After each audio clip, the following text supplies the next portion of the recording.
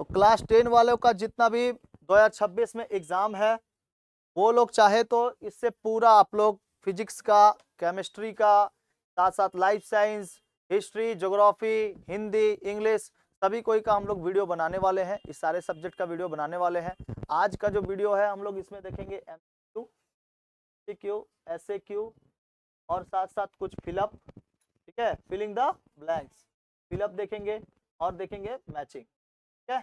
तो वाला आज हम लोग कर लेंगे ना, तो आप लोग का सारा डाउट इसमें से क्लियर हो जाएगा। जो साल भर नहीं पढ़े हैं ना, वो केवल यही वाला वीडियो देख के चल जाएंगे 1 महीने का, तो उनका पार लग जाएगा। कम से कम आप पास हो जाइएगा, ठीक है। साल भर जो पढ़ेंगे तो लेटर मार्क लेके आएंगे अच्छे से जो पढ़े होंगे, और जो साल भर पढ़े हैं खाली एकदम गिराजी गिराजी का, तो समझ लीजिएगा कि खाली पासे होंगे, ठीक है, फिर फॉर्म भरने लायक नहीं रहेंगे, याद रखिएगा। फिर से वही कॉम्पिटेटिव जहाँ तहाँ लात काटते फिरोगे, ठीक है। इसीलिए क्लास 10 वाले जितने हैं अभी मेहनत कर लीजिए, 1 महीना बचा है एग्जाम का, और ये वाला वीडियो पूरा हम डाल देंगे, आपको यूट्यूब के प्लेलिस्ट में मिल जाएगा। आज हम लोग एमसीक्यू ये वाला पूरा करेंगे, भौतिक विज्ञान का सारा चैप्टर का। भौतिक विज्ञान जो भी किताब है आपका, किताब में चाहे वो भारतीय सदन का हो चाहे किसी का भी हो, उसमें सब क्वेश्चन आपको कॉमन मिल जाएंगे। मैचिंग कर लेंगे तो हम लोग का लगभग कंप्लीट हो जाएगा, ठीक है। पेन कहाँ गया मेरा पेन कहाँ गया? आप लोग सच सच बताओ, जो 1 साल से नहीं पढ़े हो, जो लोग 1 साल से नहीं पढ़े हो, वो लोग ऐसा वीडियो खोज रहे थे ना, कहीं पर हम लोग को एमसीक्यू मिल जाता, एक के बार में वीडियो ये देख के अपना एग्जाम देने चल जाते। एडमिट कार्ड जब आएगा तब पढ़िएगा। चलिए पढ़ लीजिए।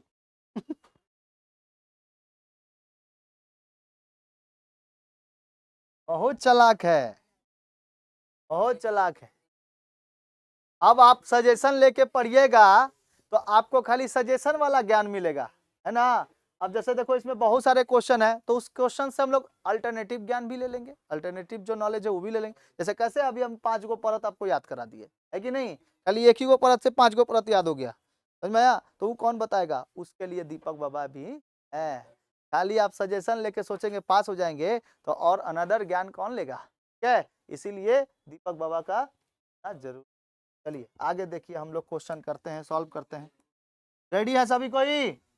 हाँ, चलो सभी कोई रेडी है, सब बच्चा लोग रेडी है। पहला क्वेश्चन देखिए यहाँ पे दिया है, निम्न में से हरित गृह गैस की पहचान करें। एमपी 2025 में आया हुआ है, ऑक्सीजन, हाइड्रोजन, जलवाष्प या नाइट्रोजन। तो जलवाष्प इसका सही आंसर हो जाएगा। उसके बाद जिसमें गोल किए हैं ना बउआ, वही वाला याद करना है। वायुमंडल में, वायुमंडल के किस स्तर का घनत्व सबसे अधिक है? अधोमंडल का। अधोमंडल को हम लोग क्या कहते हैं? क्षोभ मंडल कहते हैं। क्षोभ मंडल, समताप मंडल, बोलो, मध्य मंडल, आयन मंडल, बहिर्मंडल। 1000 किलोमीटर पे क्या मिलता है? क्षोभ मंडल में सारी क्रियाएं होती हैं, जैसे बिजली का कड़कना, हवाई जहाज का उड़ना, उसके साथ साथ पंछियों का उड़ना, आंधी तूफान, बिजली कड़कना, कौआ बना देना, कौआ का उड़ना, तुम जैसे हमारे जैसे प्राणी रहना, कहाँ पर?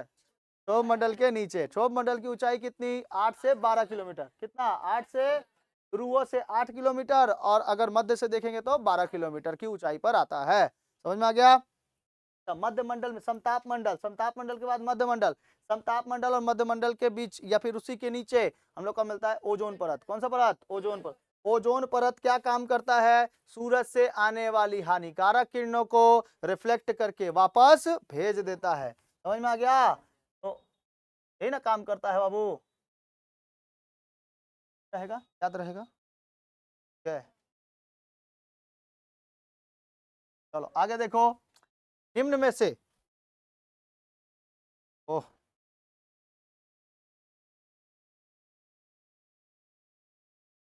निम्नलिखित में से कौन सी गैस पृथ्वी की सतह से विकिरित दीर्घ तरंग लंबाई वाले इंफ्रारेड किरणों को अवशोषित कर देती है? CH4। CH4 को क्या कहते हैं? मीथेन कहते हैं। क्या कहते हैं? मीथेन। आगे बढ़ते हैं, आगे देखते हैं। फिर क्वेश्चन है हमारे पास, निम्नलिखित में से कौन सा ग्रीन हाउस गैस नहीं है? Oxygen. Oxygen green house gas नहीं है। वायुमंडल के किस परत में वर्षा, आंधी तूफान, वज्रपात होता है? सब। क्षोभ मंडल या घन मंडल, ट्रोपोस्फियर इंग्लिश में क्या कहते हैं? इसीलिए हिंदी मीडियम वाला लोग चौपट होता है। देखो, क्षोभ मंडल, घन मंडल, अधोमंडल सब लिखा हुआ है। इंग्लिश मीडियम वाला लोग देखो ट्रोपोस्फियर, बात खत्म। एक ही बार में बात खत्म। वायुमंडल के किस परत में जेट विमान उड़ते हैं? शांत मंडल में। शांत मंडल मतलब कौन सा मध्य मंडल नहीं, समताप मंडल। समताप मंडल में जाके कौन सा उड़ता है? जेट बहुत तेजी से उड़ता है। ठीक है। रेडियो तरंगे किस मंडल को प्रवर्तित करती है? आयन मंडल। आयन मंडल में। ठीक है, आयनोस्फीयर। निम्नलिखित में से कौन सा वायुमंडल परत की ओजोन पाई जाती है? शांत मंडल या समताप मंडल में। कहां पे? समताप मंडल में। वायुमंडल में किस परत का तापक्रम सबसे अधिक है? बहिर्मंडल की आयन मंडल? आयन मंडल। कौन सा? आयन मंडल। आयन मंडल में ही सबसे ज्यादा तापमान है। वायुमंडल के किस परत का तापक्रम सबसे कम होता है? मध्य मंडल का। सबसे तापक्रम क्या हो जाता है? कम हो जाता है। ठीक है, मध्य मंडल का तापक्रम बहुत ही कम होता है, -90 डिग्री से 60 से लेकर 90 डिग्री। नेक्स्ट देखते हैं। Next page. ध्रुवीय ज्योति 4 मार्क कर लेना, इसको आएगा एग्जाम में ये वाला। ध्रुवीय ज्योति वायुमंडल में किस परत में देखी जाती है? आयन मंडल में। किस जगह पे? बोला करो तुम लोग, आयन मंडल में। कौन सा? निम्नलिखित में से कौन सी गैस ओजोन परत की क्षति नहीं पहुंचाती? हाइड्रोजन। कौन सा? Hydrogen gas. क्लोरोफ्लोरोकार्बन यानी सीएफसी में पाए जाने वाले कौन सी तत्व ओजोन को नष्ट कर देता है? क्लोरीन। ओजोन को नष्ट कर देता है क्लोरीन। ठीक है, सीएफसी क्लोरोफ्लोरोकार्बन। सूर्य की पराबैंगनी किरणों को कौन सी गैस अवशोषित करती है? ओजोन। अवशोषित करके वापस क्या कर देती है? फेंक देती है, जिसको एल्बिडो कहते हैं। और बहुत सारी पृथ्वी पर क्या करते हैं? पृथ्वी पर बहुत सारे बादल बनते हैं। ये बादलों की जो ये होते हैं, बादल जो होते हैं, ये वापस क्या कर देते हैं? पृथ्वी पर आने वाली जो हानिकारक किरणें होती हैं सूरज की, ये वापस क्या कर देते हैं? उसको भेज देते हैं, जिसको पृथ्वी को क्या कहते हैं? अल्बेडो कहते हैं। आगे देखो। वायुमंडल की ओजोन परत का वायुमंडल की ओजोन परत द्वारा अवशोषित किरणें कौन कौन सी है? अवशोषित किरणें यूवी प्रकाश है। कौन सा? यूवी प्रकाश। बचवा अभी तक है क्या वहां पर? हाँ, इधर आ, गया नहीं अभी तक? कॉपी लेके चल जा, घर लिख लेना। क्या घर से फोन आ रहा है? हो गया था बाबू। सूर्य की पराबैंगनी किरणों को ओजोन, और कहाँ गया ये? वायुमंडल की ओजोन परत द्वारा अवशोषित किरणें यूवी। सामान्यतः पृथ्वी की सतह से प्रति 165 मीटर की ऊंचाई पर जाने पर कितना डिग्री सेल्सियस? 1 डिग्री सेल्सियस की क्या हो जाती है? कमी हो जाती है। 1 डिग्री सेल्सियस की कमी। वायुमंडल में पाए जाने वाले नाइट्रोजन सूर्य के किरणों द्वारा किस गैस को परिवर्तित की जाती है? N2O, nitrate oxide. ठीक है, नाइट्रेट ऑक्साइड। उसके बाद बताओ, पराबैंगनी विकिरण से होता है स्किन कैंसर। पराबैंगनी किरणों से स्किन कैंसर। आगे देखिए, क्या दे रहा है? बड़ी संख्या में सौर सेल समायोजन को कहते हैं सौर पैनल। कौन सा कहते हैं? सौर पैनल। क्या कहते हैं? सौर पैनल। वज्र पदार्थों से उष्मा अथवा विद्युत ऊर्जा उत्पन्न करने वाले यंत्रों को क्या कहते हैं? इंसीनरेटर। ओजोन का संकेत क्या है? O3।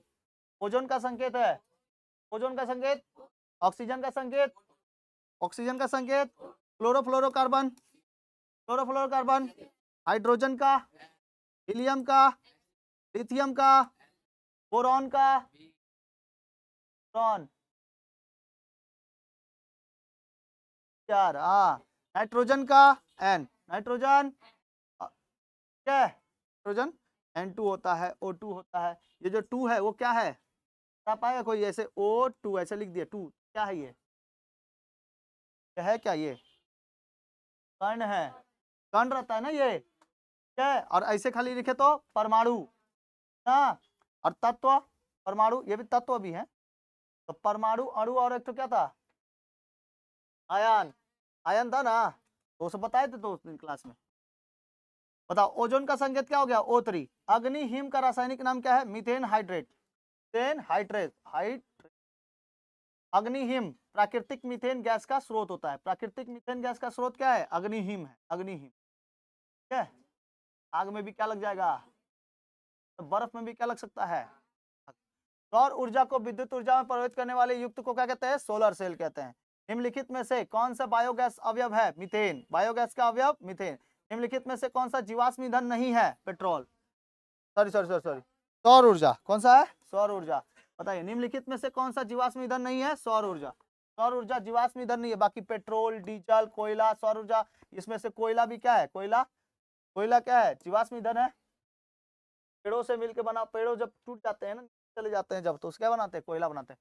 और उसके बाद पेट्रोल और एगो डीजल, सब बनता हो जीवाश्म ईंधन से बना। सौर ऊर्जा तो सूर्य है। नेक्स्ट क्वेश्चन देखिए। पवन ऊर्जा को विद्युत ऊर्जा में परिवर्तित करने वाले एरो जनरेटर, तो क्या कहते हैं, एरो जनरेटर से बनता है। पवन ऊर्जा को विद्युत ऊर्जा में परिवर्तित करने वाले कौन है, एरो जनरेटर।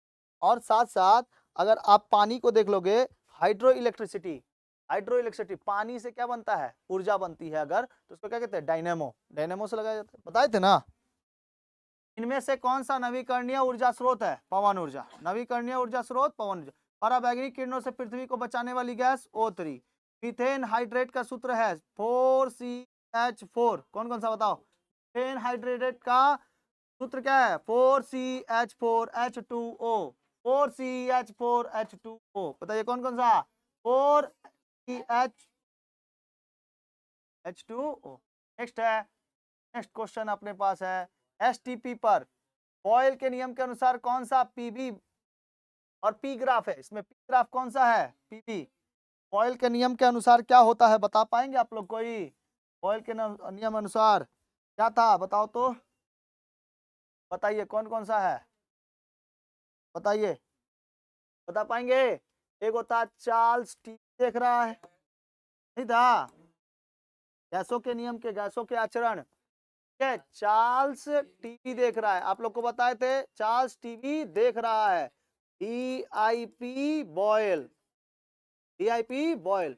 अरे वो क्या था, अगर पीटी करोगे तो गैस नहीं होगा, होगा गैस नहीं। तो गैलुसैक का नियम कौन सा है, पीटी, इसमें क्या चीज स्थिर है, वॉल्यूम स्थिर है, जो चीज नहीं दिखाई दे रहा है वही क्या है, स्थिर है। VIP बॉयल में वॉल्यूम इनवर्सियल प्रोपोर्शनल होता है किसके, प्रेशर के, इसमें टेम्परेचर क्या है, स्थिर है, और इसमें टेम्परेचर और वॉल्यूम दिखाई दे रहा है तो प्रेशर क्या होता है, स्थिर होता है। चार्ल्स के नियम में क्या स्थिर है, प्रेशर, बॉयल के नियम में क्या स्थिर है, टेम्परेचर, और गैलुसैक के नियम में क्या स्थिर है, वॉल्यूम, ठीक है, वॉल्यूम स्थिर है।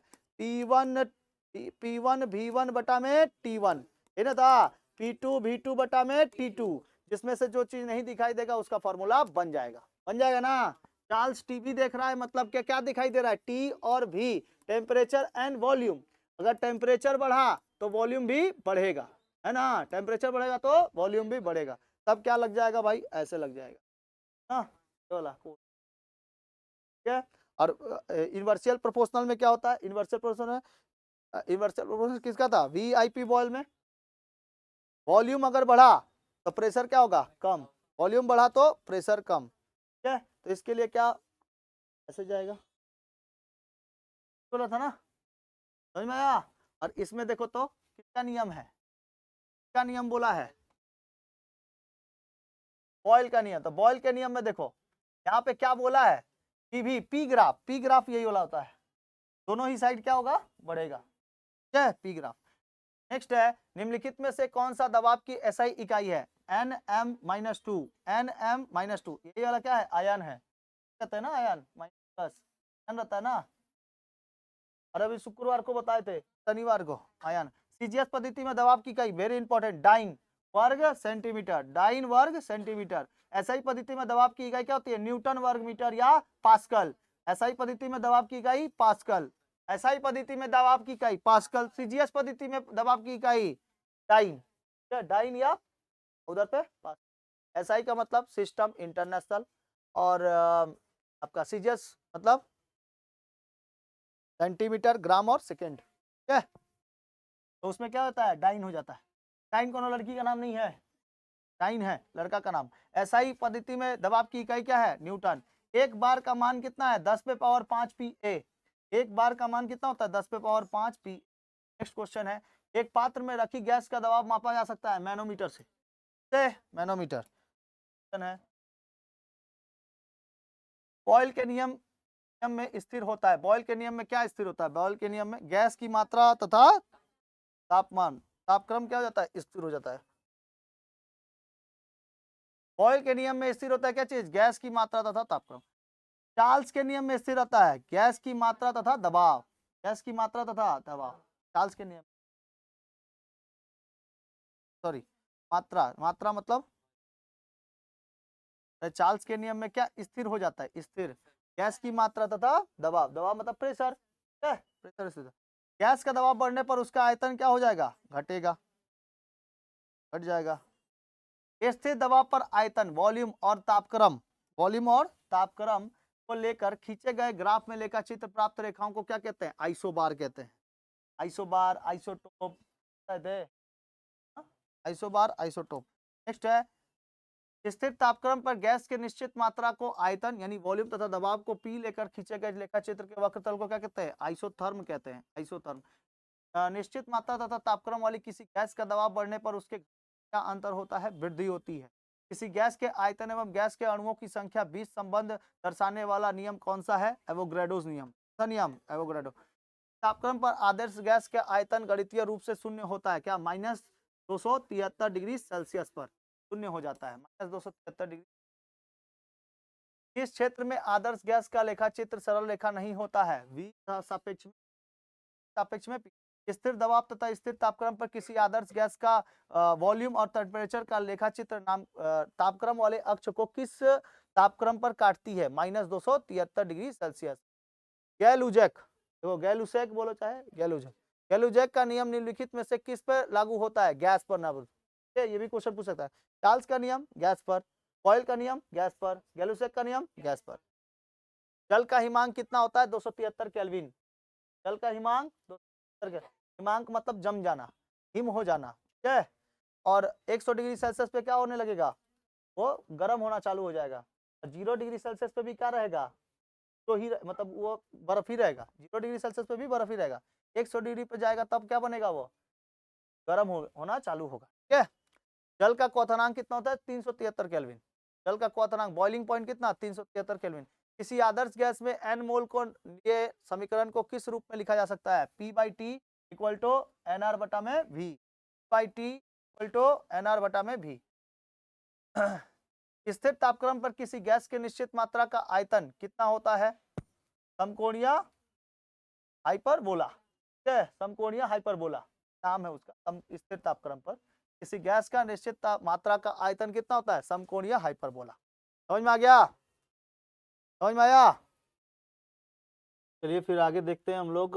मैं स्क्रीन से हट गया हूँ, आप लोग को और अच्छा से इसमें दिखाई देगा। मैं अभी सिस्टम पे चला आया हूँ, ठीक है। आप लोग आवाज़ मेरी सुनते होंगे और बढ़िया तरीके से आप लोग क्वेश्चन को देखेंगे। अभी हम लोग 68 तक किए थे, ठीक है। तो चलिए आगे क्वेश्चन देखते हैं हम लोग। तो 68 के बाद हम लोग को देखना है 70 नंबर क्वेश्चन, ठीक है। ये 70 नंबर,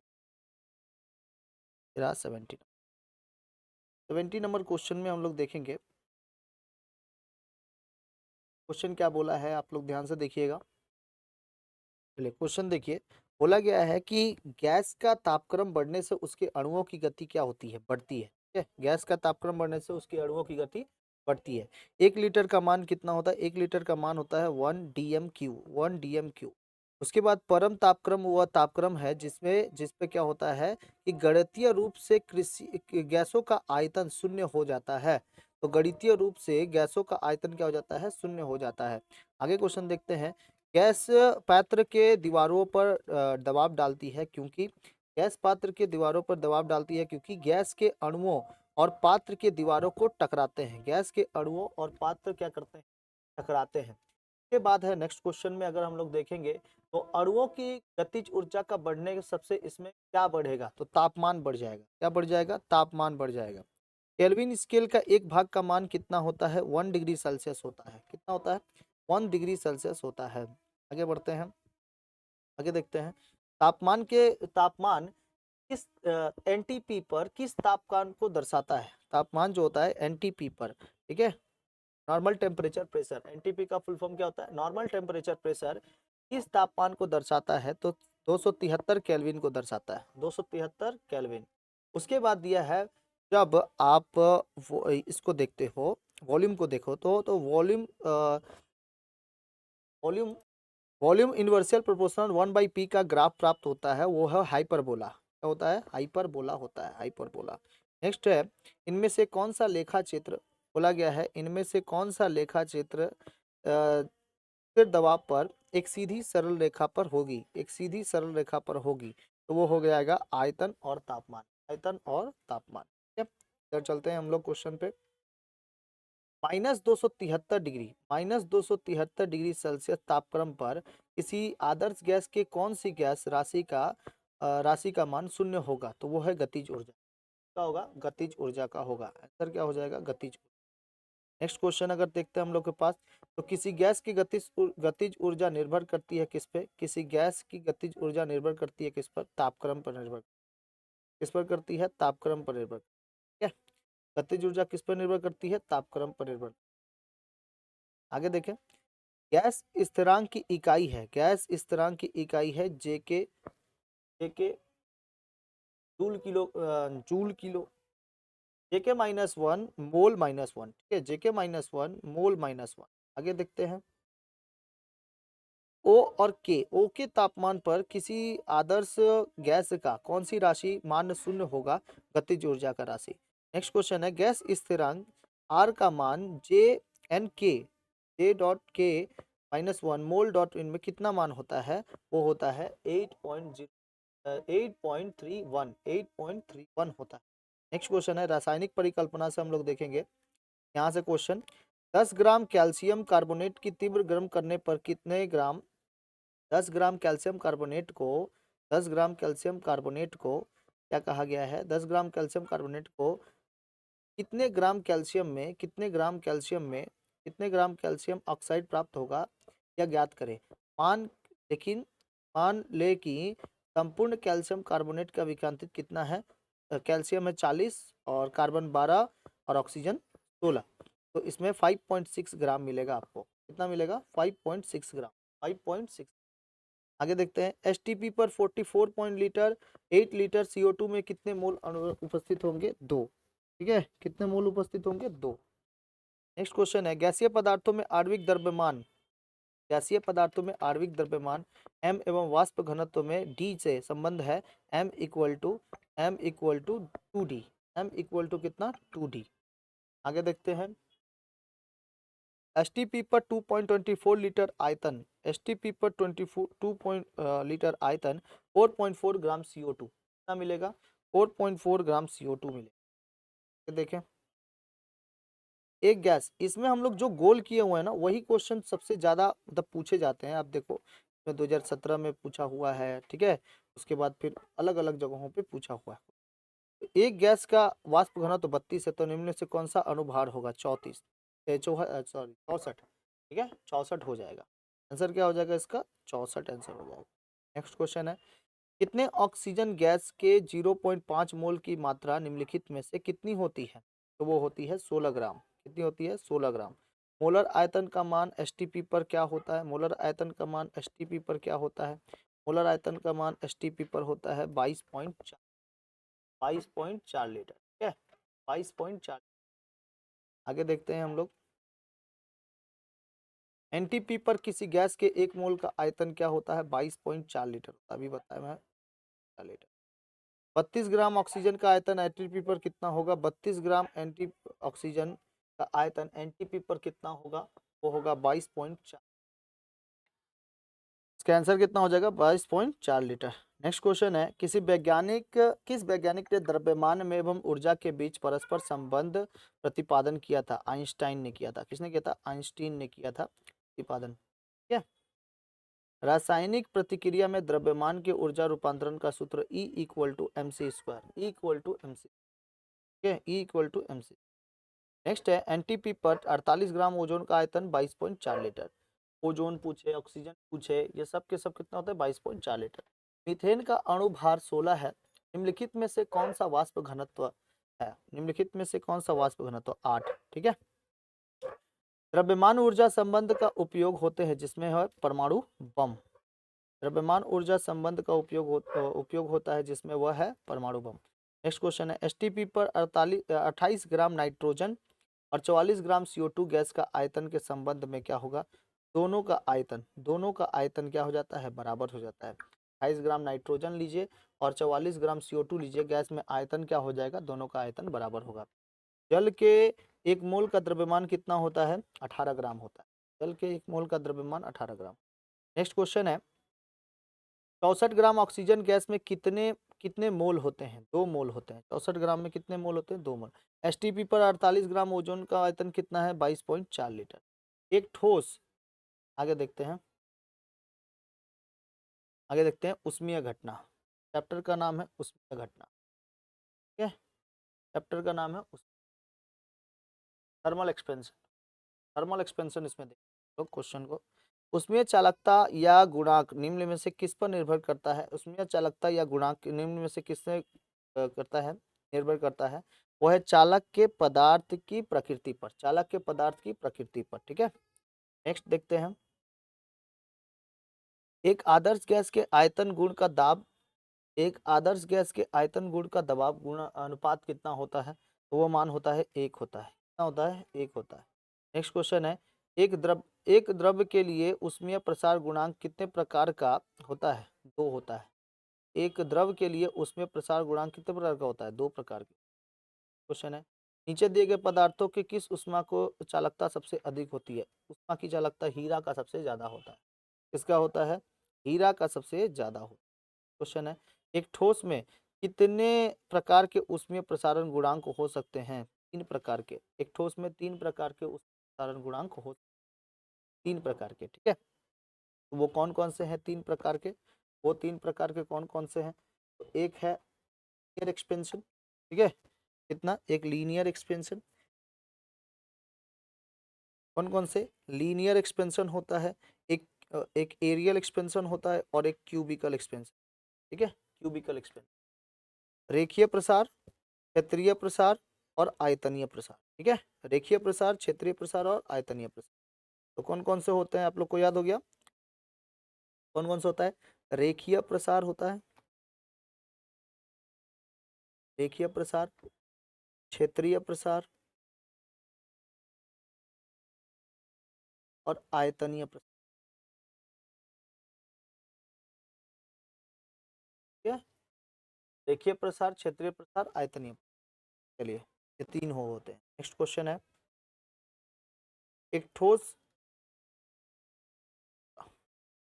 एक धातु के उसमें चालकता निम्नलिखित में से किस पर निर्भर करती है? धातु की प्रकृति पर। धातु की प्रकृति, धातु का नेचर जैसा रहेगा उस हिसाब से वो उसमें चालकता प्रकट होगी। आयतन एवं प्रसार गुणांक, आयतन प्रसार गुणांक क्या होता है? ऐसा प्रसार गुणांक रेखीय प्रसार गुणांक का 3 गुना होता है। रेखीय प्रसार गुणांक का क्या होता है? 3 गुना होता है। कैसे होता है आपको बताते हैं।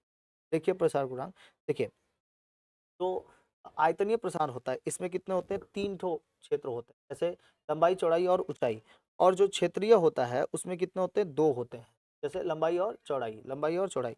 और जो रेखीय प्रसार होता है वो केवल लंबा होता है। तो 1:2:1:2:3, ठीक है, 1:2:3, यही वाला इसका आंसर हो जाएगा। तो इसका आयतनीय प्रसार क्या होता है? इसका गुणांक ज्यादा होता है। तो रेखीय प्रसार का क्या होता है? तिगुना। निकालिएगा रेखीय प्रसारण से निकालिएगा, जब भी निकालिएगा रेखीय प्रसारण। ठीक है, जब भी निकालना है किससे निकालना है? रेखीय। हमेशा ये तिगुना होगा, ये दुगुना और ये पहला। आगे बढ़ते हैं। एक दीवार से होकर गुजरने वाले ताप का परिणाम, एक दीवार से होकर गुजरने वाले, एक दीवार से होकर गुजरने वाले ताप का परिमाण किस किस पर निर्भर नहीं है? औसत तापमान पर निर्भर नहीं, औसत तापमान पर निर्भर नहीं। आगे बढ़ते हैं। निर्वात में उष्मीय चालकता, निर्वात में उष्मीय चालकता कितनी होती है? शून्य चालकता, एकदम शून्य। किसी पदार्थ के उष्मा परिचालन में क्षमता को क्या कहते हैं? उष्मीय चालकता कहते हैं। नेक्स्ट है, उसमें चालकता की एसआई इकाई क्या है? उसमें चालकता की एसआई क्या क्या है? जे एम पे पावर -1, के पे -1, एस पे पावर। ठीक, नेक्स्ट क्वेश्चन, किसी द्रव्य के वास्तविक प्रसार और आभासी प्रसार में कौन सा इसका आंतरिक गुण है? कौन सा आंतरिक गुण है? वास्तविक प्रसार गुण है। समान रूप से गर्म करने वाले तांबा के लोहे को अपेक्षा प्रसार होता है, अधिक होता है। समान रूप से गर्म करने वाले तांबे में लोहे की अपेक्षा प्रसार क्या होता है? अधिक होता है, प्रसार इसमें अधिक हो जाता है। क्वेश्चन है, किसी धातुई छड़ की ऊष्मीय चालकता गुणांक निर्भर करती है पदार्थ की प्रकृति पर। पदार्थ की प्रकृति कैसी है उसी के ऊपर निर्भर करता है। द्रव्य का आयतन प्रसार कितने प्रकार का होता है? 2 प्रकार के। द्रव्य का आयतन प्रसार कितने प्रकार से हो सकता है? 2 प्रकार से द्रव्य का। क्या, नेक्स्ट है, धात्विक छड़ का रेखीय प्रसारण समानुपातिक होता है। कौन सा होता है? ए और बी दो, प्रारंभिक लंबाई और तापक्रम में। आयतन प्रसार गुणांक को प्रदर्शित करने वाले गामा, आयतन प्रदर्शन गुणांक को प्रदर्शित करने वाले कौन से होते हैं? गामा होते हैं। इसमें क्या होता है कि इसमें आपको दिखाई देता है, इसमें आपको दिखाई देता है क्या चीज? ये रेखीय प्रसारण को हम लोग अल्फा से दिखाते हैं, अल्फा, ठीक है। और बीटा से दिखाते हैं, बीटा से दिखाते हैं किसको, तो बीटा से दिखाते हैं हम लोग क्षेत्रीय प्रसार को दिखाते हैं। किसे दिखाते हैं, क्षेत्रीय प्रसार से दिखाते हैं। और गामा से दिखाते हैं आयतनीय प्रसार, गामा से दिखाते हैं, ठीक है, गामा से दिखाते हैं आयतनीय। नेक्स्ट क्वेश्चन है, सीजीएस पद्धति में चांदी की उष्मा चालकता क्या होती है। सीजीएस पद्धति में चांदी की उष्मा चालकता 0.97, 0.97। सबसे अच्छा उष्मा का चालक कौन सा है, सबसे अच्छा उष्मा का चालक है चांदी। सबसे अच्छा उष्मा का जो चालक है वो है चांदी है। क्या है, चांदी। रेल की पटरियों में जोड़े के बीच में क्या क्यों छोड़ा जाता है। लोहे की पटरी जो होती है वो प्रसार के लिए छोड़ा जाता है, प्रसार के लिए। गर्मी के मौसम में क्या हो जाता है ना, रेलवे की जो पटरियां होती है, ये ऐसे रेलवे की पटरियां ये क्या करती हैं, प्रसार करती हैं। रेलवे की पटरियां ऐसे, ठीक है, ये क्या करते हैं, आयतनीय प्रसार, रेखीय प्रसारण करती है।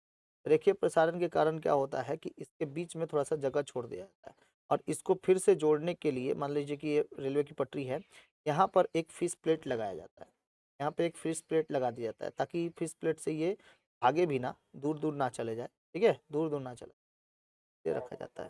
नेक्स्ट क्वेश्चन देखते हैं, धातु के रेखीय प्रसारण, अभी बताया मैंने, धातुओं के रेखीय प्रसारण, धातुओं के धातु के रेखीय प्रसारण गुणांक में आयतन का प्रसार गुणांक कितने प्रकार का अनुपात है, वो है अनुपात 1:2:3, 1:2:3, ठीक है, 1:2:3। नेक्स्ट क्वेश्चन है, लोहे का रेखीय प्रसारण गुणांक 1.2 इंटू 10⁵ प्रति डिग्री सेल्सियस है, तो लोहे का आयतन प्रसार गुणांक क्या होगा, वो हो जाएगा 3.6 इंटू 10⁻⁻5 प्रति डिग्री सेल्सियस। आगे बढ़े, तांबे के एक आयताकार प्लेट के एक गोला छिद्र केंद्र क्रिया किया गया है। प्लेट को गर्म करने में छिद्र का आकार क्या होगा, बढ़ेगा कि कमेगा, तो बढ़ेगा, ठीक है। आगे बढ़ते हैं, अब देखते हैं प्रकाश चैप्टर, इंपॉर्टेंट चैप्टर है प्रकाश चैप्टर, ठीक है, प्रकाश चैप्टर को देखते हैं। तो चले फिर आगे देखते हैं हम लोग क्वेश्चन में कि प्रकाश के अपवर्तन कौन से पैरामीटर अपवर्तित रहता है, तो वो है आवर्ती, आवर्ती जो होता है वो उसके अपवर्तित होता है।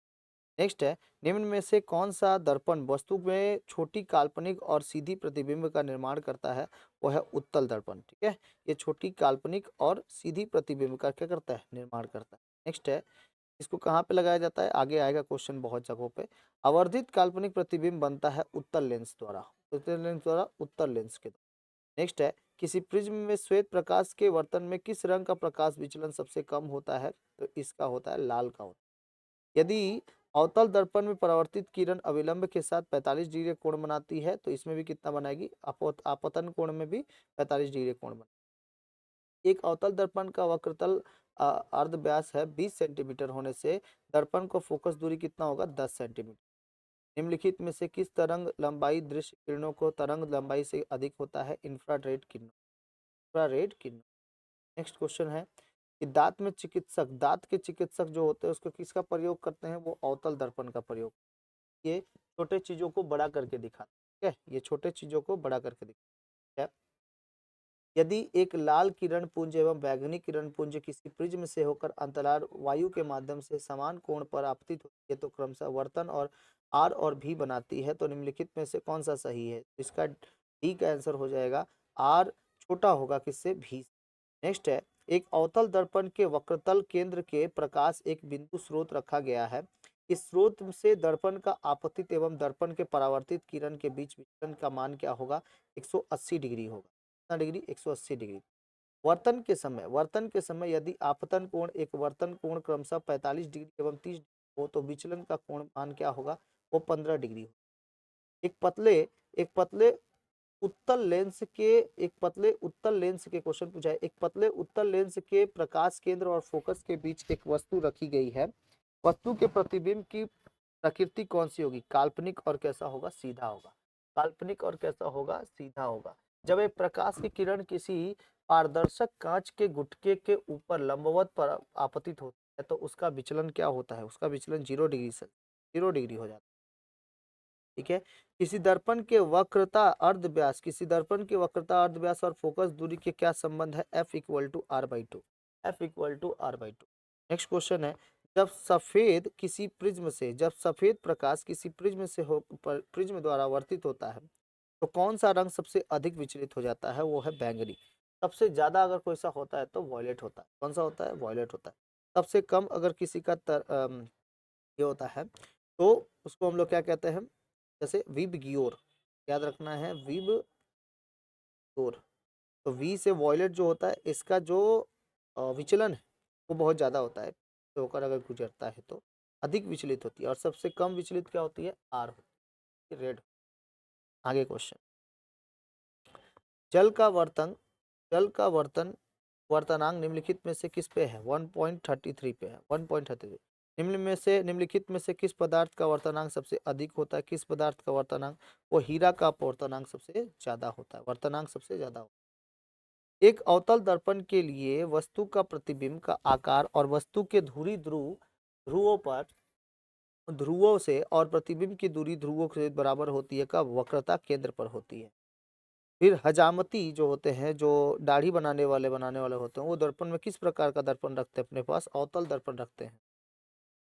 मनुष्य की आंखों के रेटिना पर बने प्रतिबिंब की प्रकृति कैसी होती है? वास्तविक और उल्टा होती है, लेकिन ब्रेन हमने उसको सीधा करके दिखाता है, वास्तविक और उल्टा बनता है। यदि किसी वस्तु को उत्तल लेंस को फोकस दूरी के अंदर रखा जाए तो बनने वाला प्रतिबिंब क्या होगा? आभासी और सीधा बनेगा। किस दृष्टि दोष में किसी वस्तु का प्रतिबिंब रेटिना के पीछे बनता है? दूर दृष्टि दोष में, दूर दृष्टि दोष में। तो दूर दृष्टि दोष के लिए हम आपको लेंस का बारे में बता देते हैं थोड़ा सा, कि जब आप दूर दृष्टि दोष देखिएगा तो क्या होगा। देखिए, आपको याद रखना है 2:3 और 3:4, रोग से बड़ा उसका उपचार। जैसे दूर दृष्टि दोष में, ये देखो, दूर दो वाला जो है, दो से, और ये इसमें कौन मात्रा है? दो गो मात्रा, मतलब दूर, दो गो वर्ण है, ठीक है। तो दो गो वर्ण है तो इसमें कितने हैं? तीन। तो तीन गो तो उत्तल लेंस की जरूरत होती है, ठीक? उत्तल लेंस की जरूरत होती है, ठीक है, उत्तल लेंस की जरूरत होती है। और यहाँ देखिए तीन, तीन मतलब निकट, निकट, निकट। तो निकट के लिए, निकट के लिए किसका? रोग से बड़ा उसका उपचार, अवतल दर्पण की जरूरत। अवतल दर्पण नहीं, लेंस का। और दर्पण पहन लेगा तो कैसे दिखाई? लेंस का होता है, ठीक है। ये रहा, इसको क्या कहते हैं? इस चश्मे को क्या कहते हैं? चश्मा है, लेंस है, ये क्या है? लेंस है। तो दूर, दूर दृष्टि दोष के लिए आपको उत्तल लेंस लेना होता है, और निकट दृष्टि दोष के लिए अवतल लेंस लेना, ठीक है। तो याद रखना है 2:3, 3:4, ठीक है, समझ में आ गया? नेक्स्ट देखते हैं। नेक्स्ट क्वेश्चन है मेरे पास, इस दृष्टि दोष में किसी वस्तु के प्रतिबिंब रेटिना पे पीछे बनती है? दूर दृष्टि दोष। इस प्रकार के लेंस द्वारा दूर दृष्टि दूर को किया जाता है? देखो, यहीं पे दे दिया क्वेश्चन, इस प्रकार के लेंस के द्वारा दूर दृष्टि दोष दूर किया जा सकता है। तो दूर के लिए अभी क्या बताए? उत्तल। तो दूर में 2 और 3, उत्तल, उत्तल लेंस से, उत्तल लेंस से क्या क्या होता है? दूर दृष्टि दोष दूर। नेक्स्ट क्वेश्चन है, इंद्रधनुष का बनना उदाहरण किसका है? प्रकाश का वर्ण विक्षेपण है, प्रकाश का वर्ण विक्षेपण, प्रकाश का वर्ण विक्षेपण। किस विद्युत चुंबकीय तरंगों की ऊर्जा सर्वाधिक होती है? दृश्य किरण, इससे की दृश्य किरण, दृश्य किरण। सफेद प्रकाश के द्वारा निर्मित शुद्ध वर्णपट में किनारों का रंग जो जोड़ा होता है वो कैसा होता है? किनारों का रंग का जोड़ा लाल और बैगनी होता है। याद करिए, अभी बताए वीब गियोर, अभी बताया ना आपको, ई आई वीब गियोर। इसका पहला वाला हिस्सा, ये लास्ट वाला है, क्या? नेक्स्ट, इस दर्पण द्वारा हमेशा छोटा और आभासी प्रतिबिंब होता है? उत्तल, उत्तल दर्पण जो होता है, उत्तल दर्पण, ये हमेशा छोटा बताता है, छोटा जो होता है, छोटा। और अवतल दर्पण हमेशा बड़ा करके दिखाता है। इसलिए हजामती लोग जो होते हैं, जो बाल वगैरह सैलून वगैरह में बनाए जाते हैं, वो अवतल दर्पण का यूज करते हैं। अवतल दर्पण जो होता है, ये इसका इमेज बिहेवियर जो है, ये छोटे से बड़े करके दिखाता है, छोटा सा बड़ा। और उत्तल दर्पण का जो इमेज बिहेवियर है वो बड़ा से छोटा। जैसे ट्रक बराबर कोई अगर गाड़ी है, तो ट्रक बराबर, मान लो ट्रक है, अगर पीछे से आ रहा है तो गाड़ी के देखना हेडलाइट, साइड मिरर में जो होता है, साइड मिरर में ठीक है। Object in the mirror to the closer ten to appear, ऐसे लिखा रहता है ना साइड मिरर में, गाड़ी के साइड मिरर में। तो वो क्या हो जाता है कि आप वहां से देख सकते हो कि साइड मिरर में आपका पूरा का पूरा हिस्सा, वो जितना भी पीछे गाड़ी है, पेड़ पौधे हैं, या कोई और गाड़ी आ रहा है, वो सब चीज दिखा देता है कि नहीं। तो इसका क्या हो जाएगा आंसर, उत्तल दर्पण हो जाएगा। मानव नेत्र से में बने द्वारा बने प्रतिबिंब के लिए पर्दे का कार्य क्या करता है, रेटिना करता है। पर्दे का कार्य रेटिना है।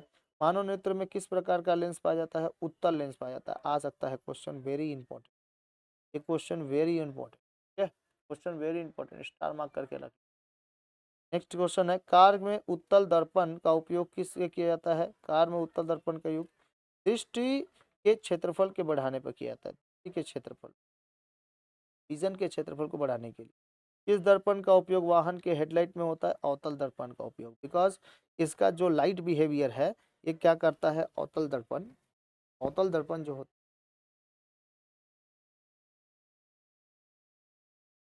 ये मान लीजिए ये अवतल दर्पण हो गया। ये अवतल दर्पण जो होते हैं इसके राइट साइड में हमेशा क्या होता है, कलर किया जाता है सिल्वर ब्रोमाइड का, ठीक है। सिल्वर ब्रोमाइड का क्या होता है, कलर होता है। तो इसमें जो प्रकाश आता है तो वो प्रकाश आपस में आके एक ही जगह पे कोने पे बनता है, इसका फोकस यहाँ पे भी। तो इस वजह से इसका जो प्रकाश है उसका इमेज प्रकाश को फैलाता नहीं है, प्रकाश को सिकोड़ देता है।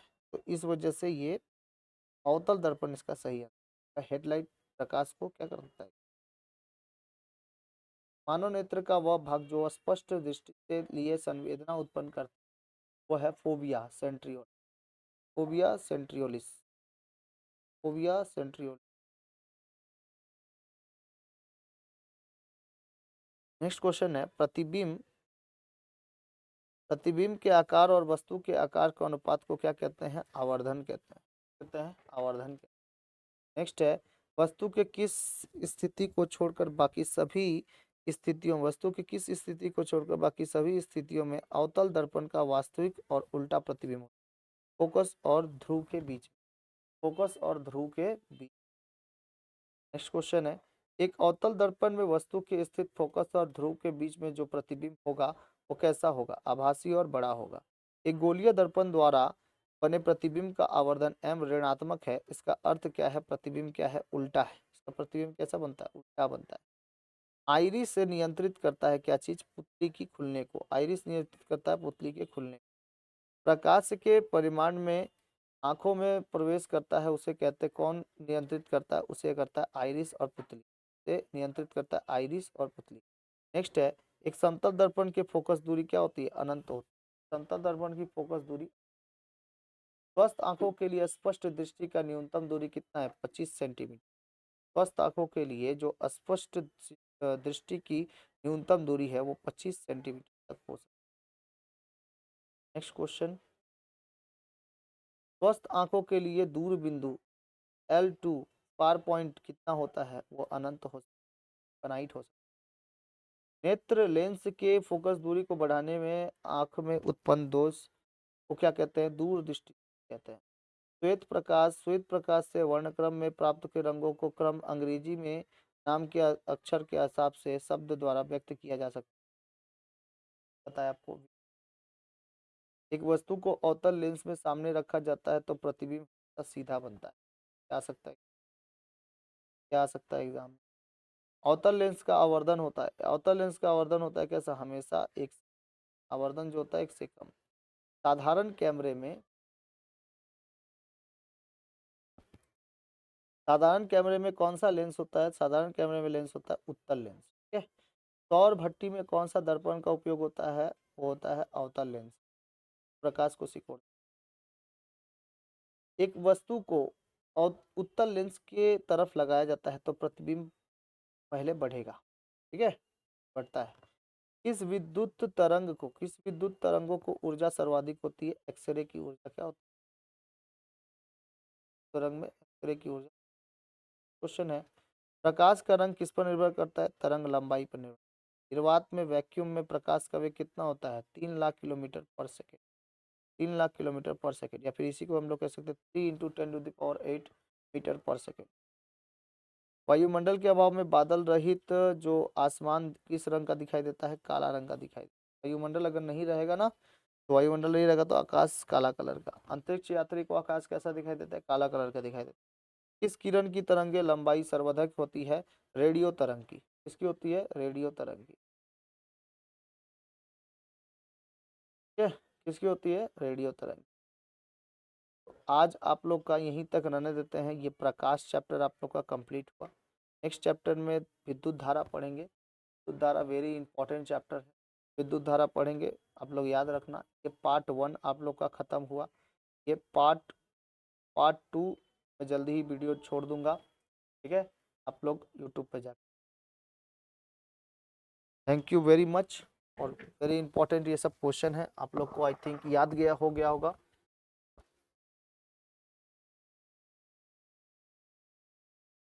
तो यहाँ तक रहा आप लोग का प्रकाश चैप्टर तक एमसीक्यू टोटली क्वेश्चन। आप जाके इसको बढ़िया से देख लेना। आप प्रिंट आउट भी ले सकते हो, और इसका जो प्रिंट आउट आपको मिलेगा, जो मतलब इसका पीडीएफ मिलेगा, वो मेरे ऐप में गुरु द्रोणाचार्य एजुकेशन ऐप पे मिल जाएगा। आप जाके वहां से एकदम बेहतरीन तरीके से देख सकते हो। ठीक है, बेहतरीन तरीके से उसको सॉल्व कर सकते हो, याद कर सकते हो। अगर आपने 1 साल तक नहीं पढ़ा है तो आप एकदम बेहतरीन तरीके से याद कर सकते हो। ठीक है, और जाके एग्जाम में अच्छे मार्क्स भी उठा सकते हो। तो मिलते हैं पार्ट 2 वाले वीडियो। ठीक है, ये रहा आपका पार्ट 1 जो प्रकाश चैप्टर तक पूरा करा दिया मैंने, जो एमसीक्यू था। इसके बाद पार्ट 2 में हम लोग एमसीक्यू और देख लेंगे, विद्युत धारा का एमसीक्यू देख लेंगे, फिर ऐसे क्यू देखना है हम लोगों को, फिर उसके बाद फिलिंग द ब्लैंक्स और मैचिंग। ठीक है, इसके बाद कर लेंगे, टोटली खत्म हो जाएगा। और कुछ, हाँ कुछ ये भी है, जैसे ट्रू एंड फॉल्स है, तो सही और गलत भी है, सही गलत भी हम लोग देख लेंगे इसी वीडियोस में। तो पार्ट 2 में आपका पूरा फिजिक्स खत्म हो जाएगा, जो क्लास 10 के बच्चे हैं। ठीक है, चलते हैं क्लास में, तब तक के लिए जय हिंद जय भारत।